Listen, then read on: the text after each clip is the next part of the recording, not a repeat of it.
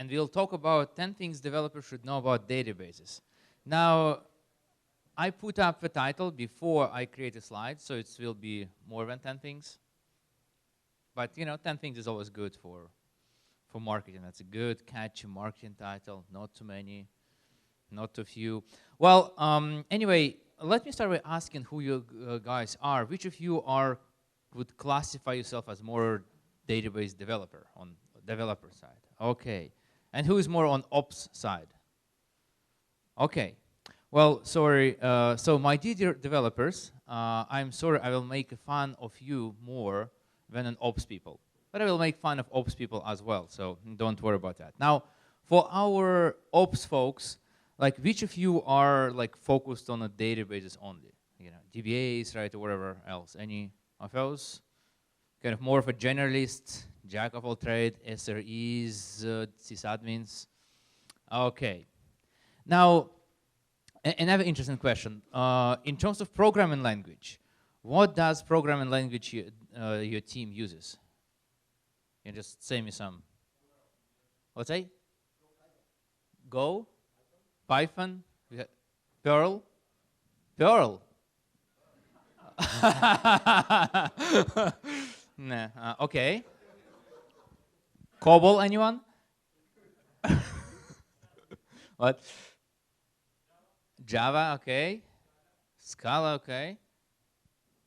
Anything else? What? Okay, shell script, okay. Well, anyway, so we have a variety of languages. I mean, that is very, just very helpful to me to know, right? Because all developers do stupid things, but developers using different languages do different stupid things differently, right? So that's why it's very helpful to me. Now, in terms of development and operations team, now, a lot of companies, they use or think they use DevOps. Is that something your company uses, DevOps? Right, okay, some, right? Now, and that's supposed to solve all the problems, right, which happens in between development and ops. As it usually happens, it may help, right, but it doesn't solve everything. And I think it especially applies to a database, which is kind of special snowflakes, and there is only so much agility you can have with a 10 terabytes database, right? It's kind of special, right? And especially we see a lot of tension, I would say, in the large organizations, right? We're very structured, and developers say, hey, you know what? We just want to throw this piece of application over the fence, right? And now it's not our problem anymore. Ops will take care of that, right? And ops at the same time would blame all the problems, often their problems, right, on development team, only if they would give us a candy instead of shit we throw over the fence, right? Then everything would be working magical. Now, what is interesting is in large organization, you also have a conflict between different ops team, right? They typically get segregated, right? You have a database team would blame everything on the kind of sysadmin team. They would blame that on the storage team, on the network team, and of course, everybody always blames everything on security team, right? So that is very very common. So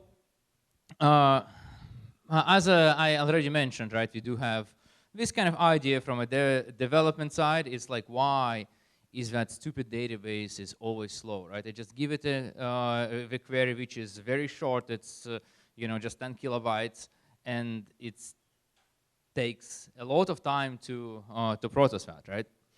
And then from operations side, especially focused people who understand the database, okay, why doesn't database understand the basic principles of databases, schema?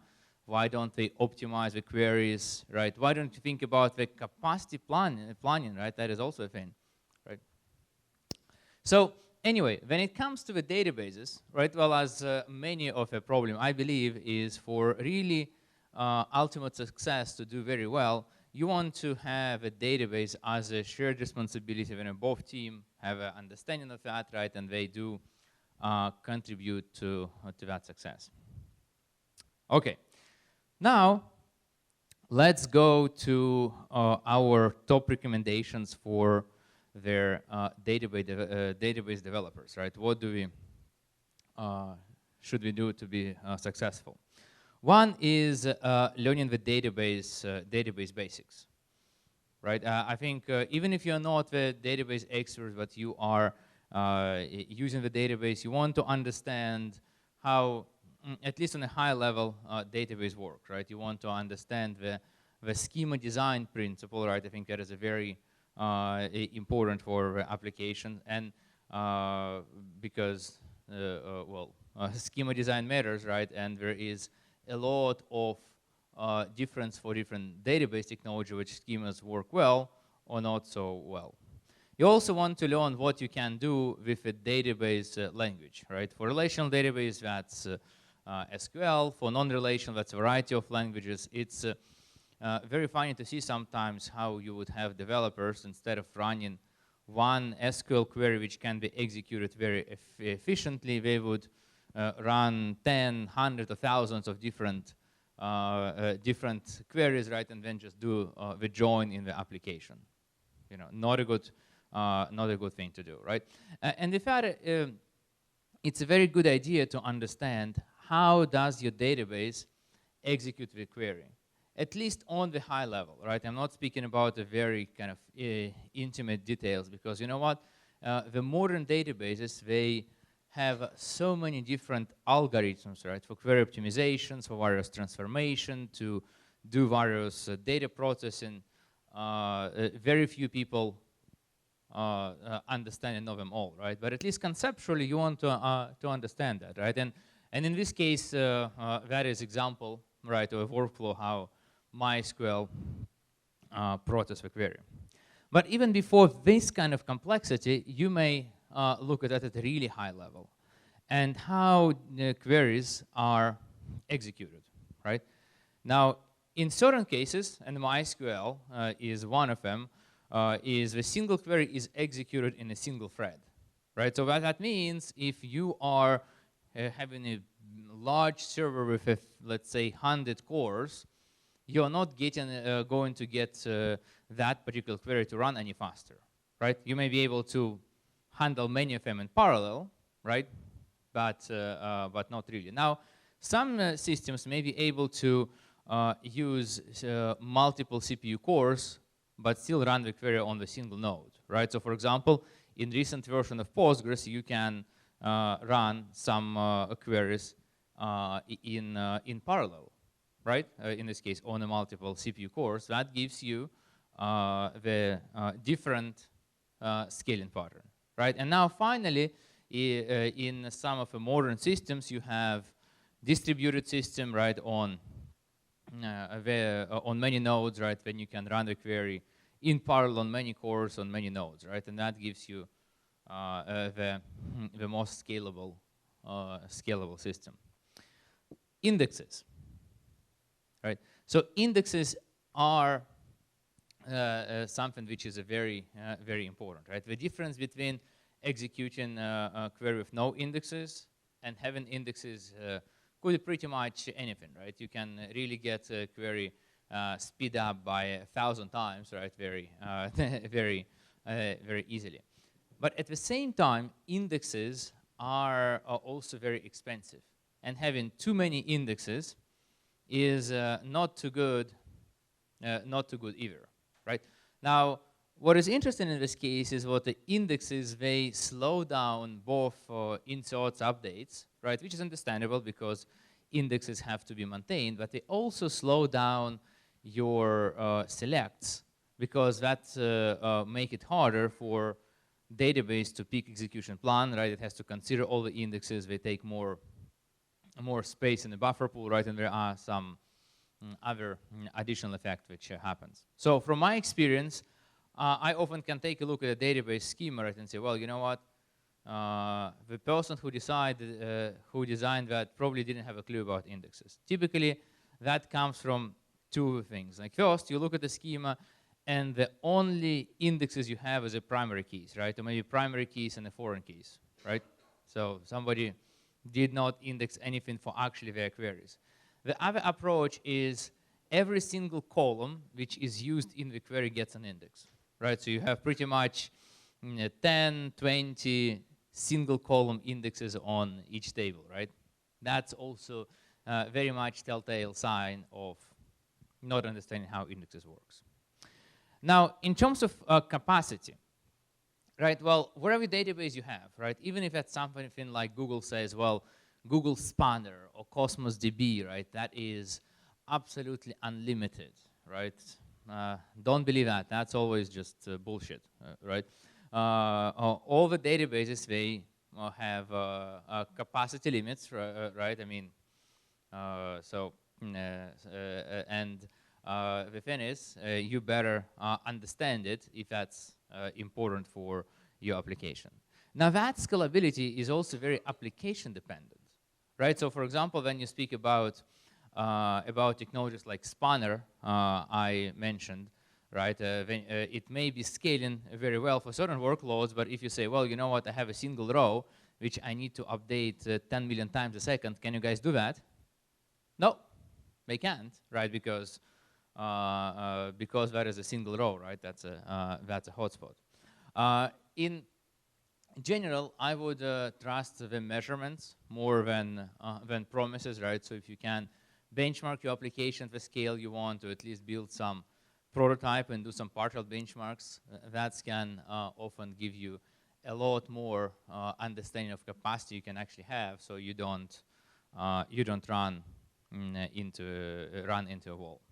Now, another thing which is interesting is in asking the question about, well, can it be done, or can it be done efficiently, right? Because for a lot of vendors out there, well, both commercial software and vendors which often sell you something per core, right? Or cloud vendors, right, which say, hey, the larger instance size you have, the more you pay us, right? They are motivated to push you up. Oh yes, absolutely, it can be done with our technology. Just go to this big ass instance, right? And in this case, you often have to ask yourself efficiency question, right? Well, yes, it can be done, but can it be done really, really efficiently?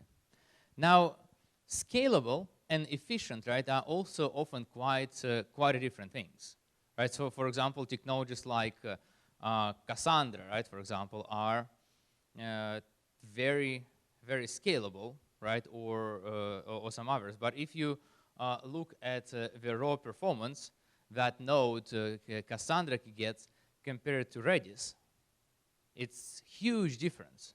Redis, on the other hand, right, is something which say, well, you know what, we are running in the single thread, right? We are not scaling to even multiple cores, right, unless you run multiple instances of Redis. But with that, it can give you a lot of raw performance, right, because of that. So let me give you some examples about the TiDB, and I'll use that because you're speaking later, right? Yeah. So Fernando will tell you, oh, you heard Peter, he is wrong. That's complete bullshit, right? Yeah. So I'm giving him opportunity. You wouldn't do that? Oh, come on, you can do it. It will be in Spanish. I won't understand anything, right? So I wouldn't understand whether you're sucking up or saying, you know, Peter is your absolute moron, right? It's all the same to me. Well, anyway, so this is from the benchmarks that one of our guys did for TiDB actually on the single node, right? And we can see is what if you look for number of group by queries, TiDB here scales well to multiple cores.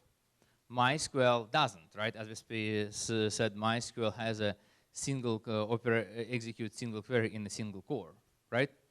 But at the same time, the TiDB is a distributed system. It uses multi-layers, right? So in this case, if you look at efficiency, how much actual work it has to do to perform some operations, like in this case, updates, you can see what it is not as efficient as MySQL. Now, what exactly is more important for you? Well, it depends, right? In certain cases, if you're running let's say some small WordPress website, you don't give a shit about scaling to petabytes, right? TidyB can potentially give you, right? If you really run in the large database and you need to avoid sharding, manual sharding of MySQL, because that is extreme pain, right? Then TidyB may well be the choice.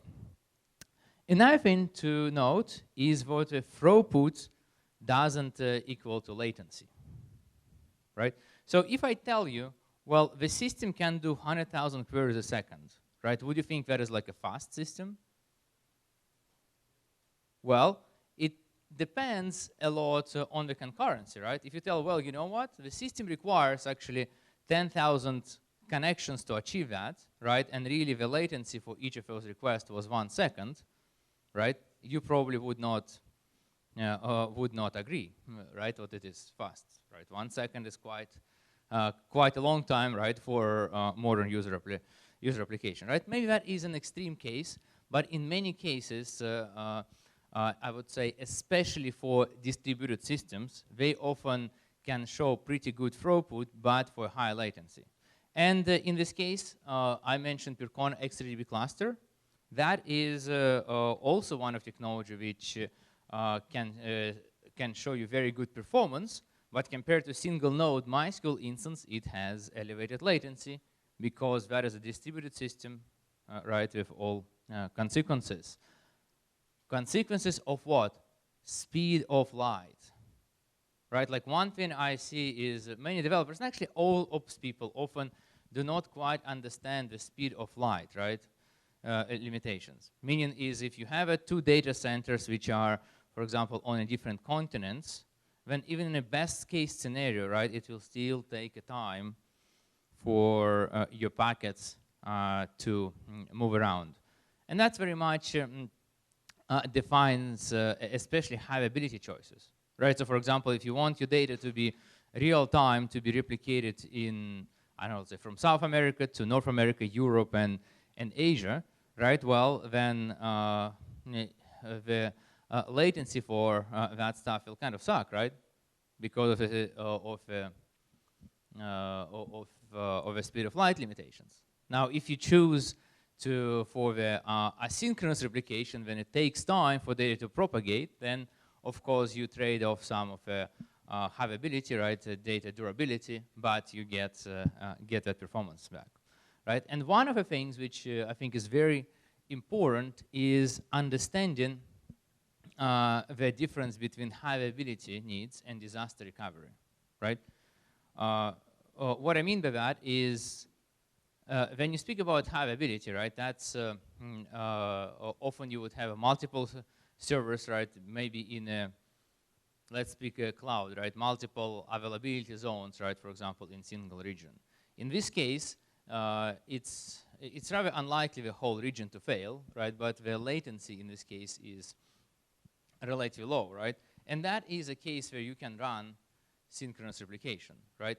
If you are going to another region, then that often doesn't work, right? And that's where asynchronous replication is often much better. If you look at the cloud, for example, Amazon Aurora deployments, right, and so on, typically we say, hey, you know what, you will deploy the instance, it's replicated across all the IAZs, right, in a single region, right? There is no data loss of that, but there is some, asynchronous replication you can use if you want to get a data to a different region, right? Okay, so we spoke about the network latency. Obviously, speed of light, right, plays a role here.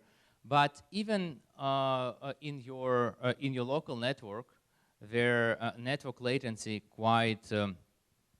may quite matter, right? Especially if you compare that to your laptop, right? I have seen so many applications which have been developed and tested on the laptop, right? There was some test VM where all communication happens locally, and then transition to the network environment and fail quite miserably, right?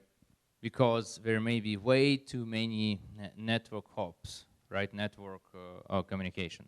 For example, I remember seeing the application, right? Which would just do a whole bunch of MySQL queries in a single page, right? One after another. So when we enable profiling to see actually what's going on, it was, I think, about 70,000 queries, right, just to load one page. And you know what? It worked okay-ish, right, on the laptop because, right, it took a couple of seconds to load, but when you put that to their data center, all right, then that will be like 2 minutes, right, even if you are talking at the network. Well, anyway, yeah, if you guys haven't seen that chart, I think that's a very, very cool illustration, right, of the different types of latency, right, and plots here virus activity, right, the main memory reference, network traffic, reading from disk, reading from SSD, right, so you can compare those numbers. In terms of latency, the things to understand, connection to a database are expensive, right? In this case, again, network requires multiple hops. Again, not what that is like the super big problem, right? Let's say if you look at the MySQL, the single instance may be able to support more than like 50,000 connects, disconnects a second, right? From multiple clients, of course, right? But it does add up, right? It requires a few round trips.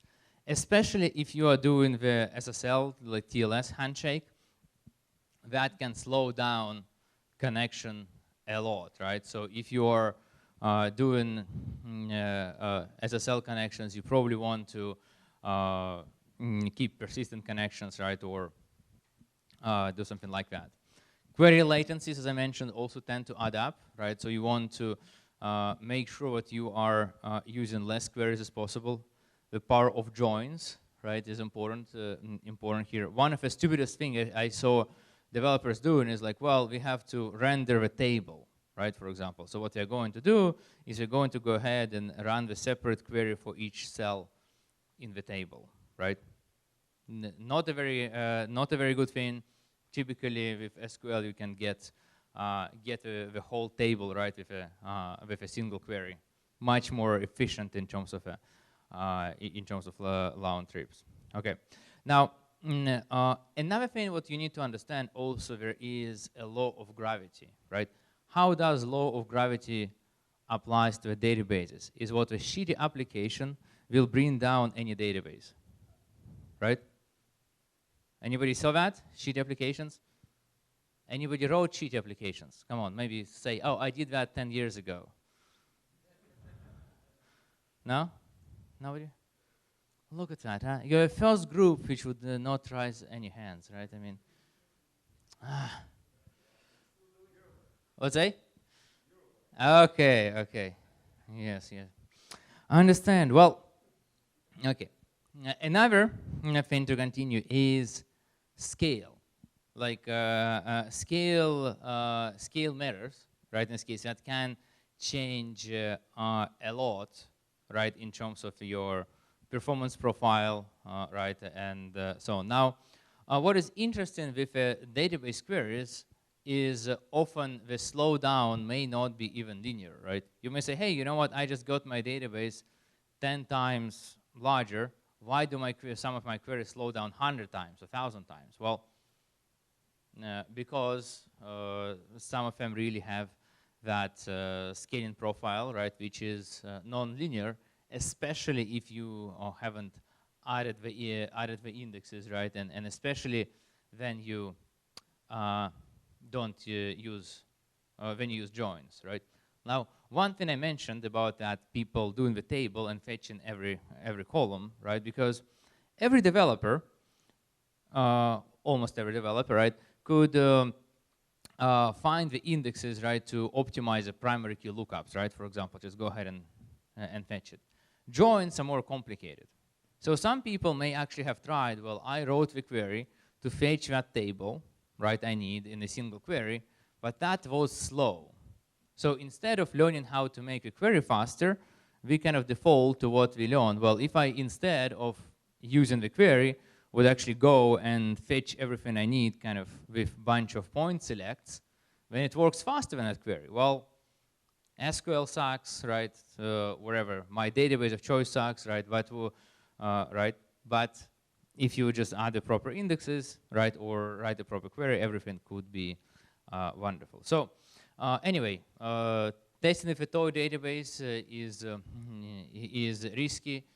In many cases, that is needed. You may not fit whole your production database on developers like laptop or something, but make sure you have some sort of integration testing or wherever where you have a database of comparable size you use in production or you plan to use in production.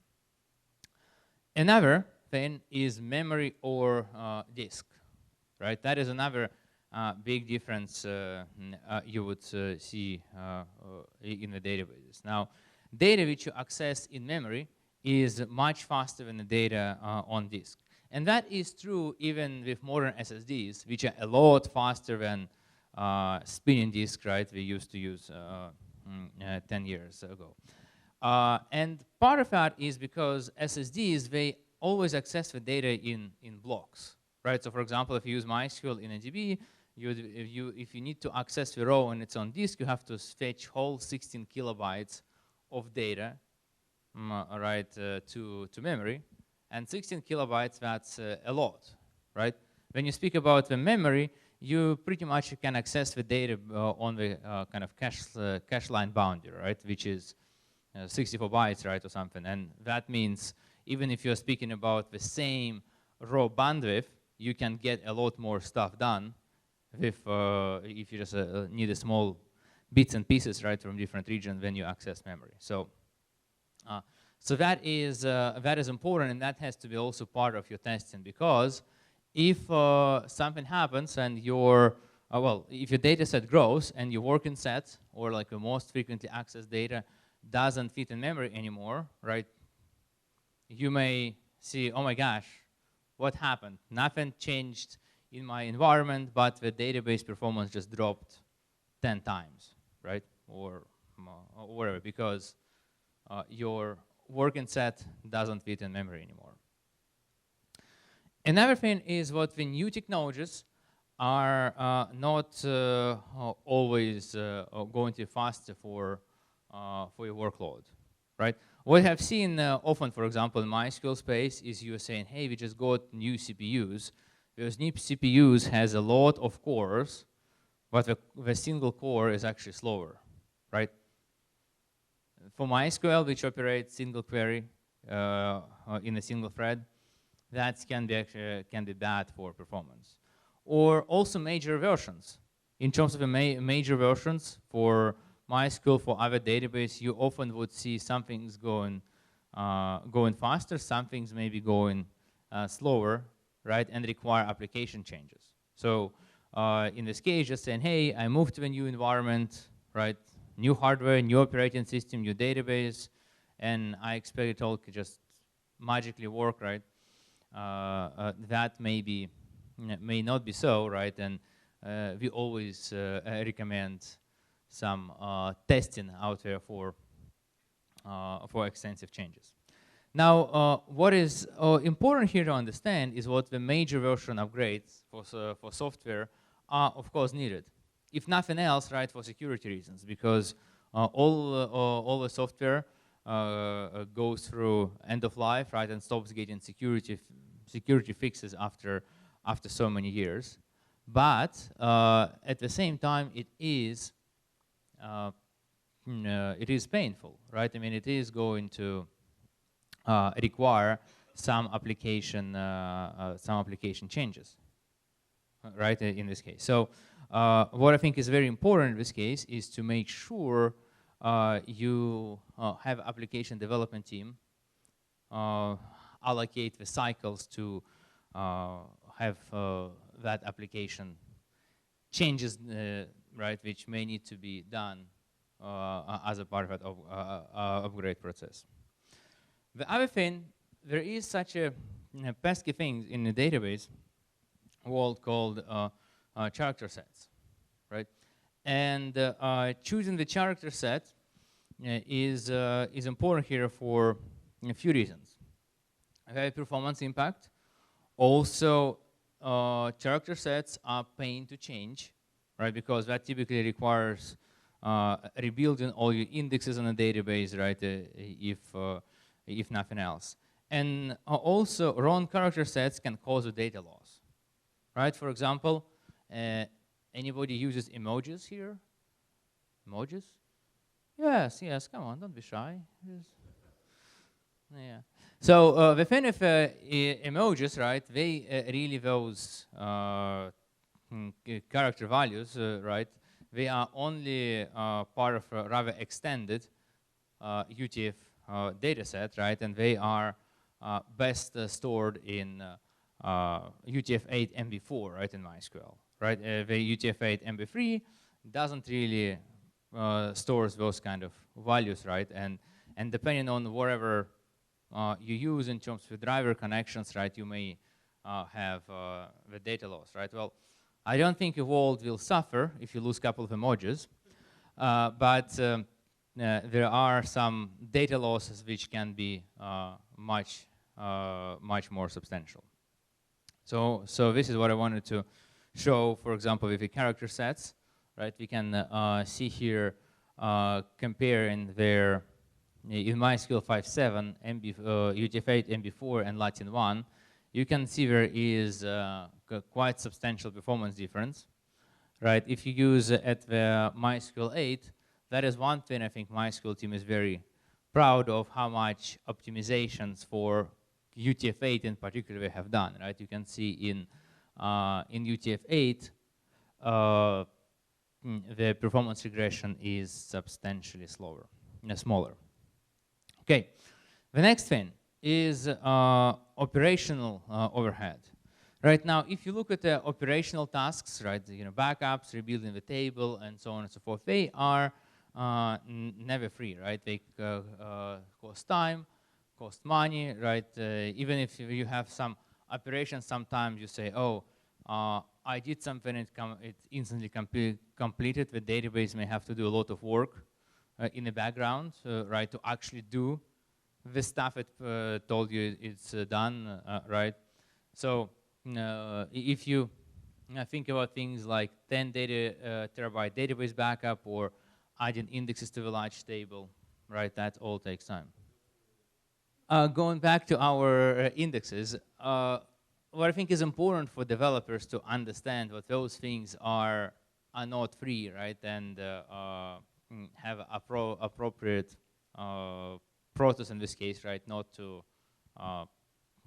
waste the time, right, in this case.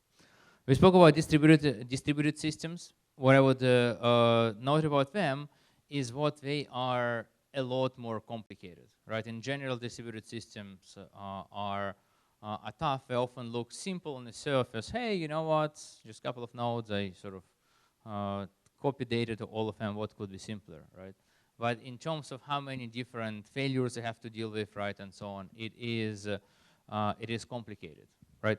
So as you deal with distributed systems, of course, they offer you a better availability than your kind of single server-based system, but you have to deal with many more failure scenarios.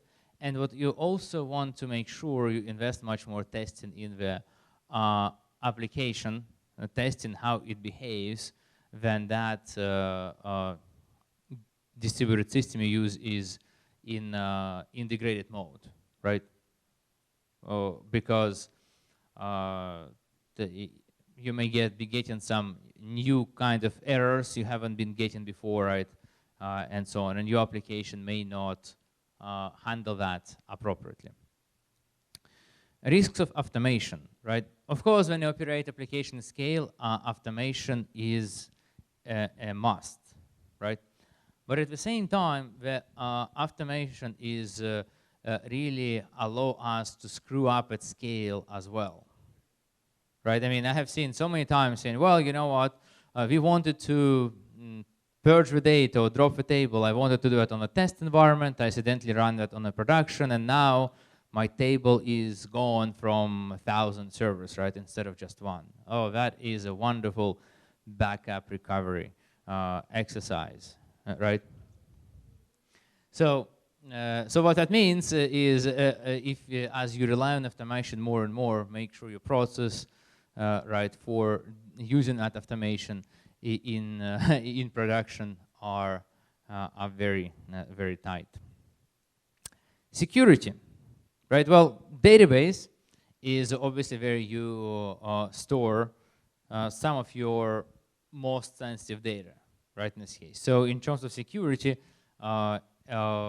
you have often very high demands, right, on the database, and that is again the shared ops and devs responsibility, right? From ops side, you may provide the security for the physical like box environment, right? Enable database encryption and so on and so forth. But if your developer is saying, hey, we have that SQL injections, everybody kind of come in and dump all our data, then that is not going to help, right? And note, some of the security changes may require also work from your developer side, right? So for example, in many cases, we would recommend the segregation of using the minimum privileges, right, and having different applications, right? If they need different privileges, use different accounts, stuff like that. That may require change from for developers, right? And instead of just having one large account which can pretty much touch any, you do anything with a database, right? Or we spoke about enabling network level, transport level encryption, right? If TSL, SSL, that may not only require some changes in application to set up connection differently, right? But as well, and integrate with certificates, verification, right, and so on and so forth. That may require a redesign. So you, in terms of using persistent connections or something else, right? So there's not as much performance overhead. So things here can be quite connected. Okay, with that, anything I forgot, right? I'm sure somebody sitting out there, oh, Marcus standing behind and saying, Peter, I thought there is going to be another thing you mentioned, right? But you didn't. For developers. For developers, well, when you're joining a table, always filter, make sure that the leftmost table, the first table that will be joined, you have to apply the most filter there. That's the way to optimize the project. It's by creating the least amount of rows. So that would be like my key for developers, because it's what I see, is that they try to join tables, starting by a very large table, and they don't filter. So, it's always going to read news. Okay. Just a question, is that still true for MySQL? Like, I kind of think that they were working on not many people cancel left joins, all left join. So there's no way to optimize that. It's just straight from the left. And they don't filter the left most. Yeah, I think that's, you mentioned that piece, right? In terms of left joins, right? You should not use left join unless you really need left join. Yeah, okay. Anybody else? No? Well, sounds good.